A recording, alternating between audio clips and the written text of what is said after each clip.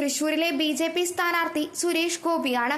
പത്മജ വേണുഗോപാൽ ബി.ജെ.പിയിലേക്ക് കളം മാറി ചവിട്ടിയതോടെ കോൺഗ്രസ് വോട്ടുകളിൽ പിളർപ്പുണ്ടാകുമെന്ന് ഉറപ്പാണ്.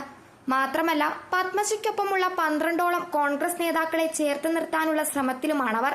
ഈ സാഹചര്യത്തിലാണ് തൃശൂർ സിറ്റിംഗ് എം.പി ആയ ടി.എൻ. പ്രതാപനെ മത്സരരംഗത്ത് നിന്ന് കോൺഗ്രസ് മാറ്റുന്നത്. പകരം പ്രതാപന് നിയമസഭാ സീറ്റ് നൽകാനാണ് തീരുമാനം. പ്രതിപക്ഷ നേതാവ് വി.ഡി. സതീശനാണ് മുരളീധരൻ തൃശൂരിൽ നിന്ന് മത്സരിക്കണമെന്ന നിർദ്ദേശം മുന്നോട്ട് വെക്കുന്നത്. തൃശൂരിൽ ടി.എൻ. പ്രതാപൻ പ്രചരണങ്ങൾ വരെ തുടങ്ങിയിരുന്നതാണ്.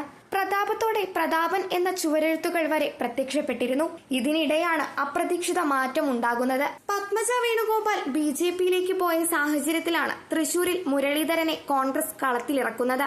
ബി.ജെ.പിക്കായി പ്രധാനമന്ത്രി നരേന്ദ്രമോദി വരെ തൃശൂരിലെത്തി ബി.ജെ.പി സ്ഥാനാർത്ഥി സുരേഷ് ഗോപിക്കായി നീക്കങ്ങൾ നടത്തിയ സാഹചര്യത്തിൽ പ്രതാപനേക്കാൾ ശക്തനായ മുരളീധരനെ കളത്തിലിറക്കുകയാണ്.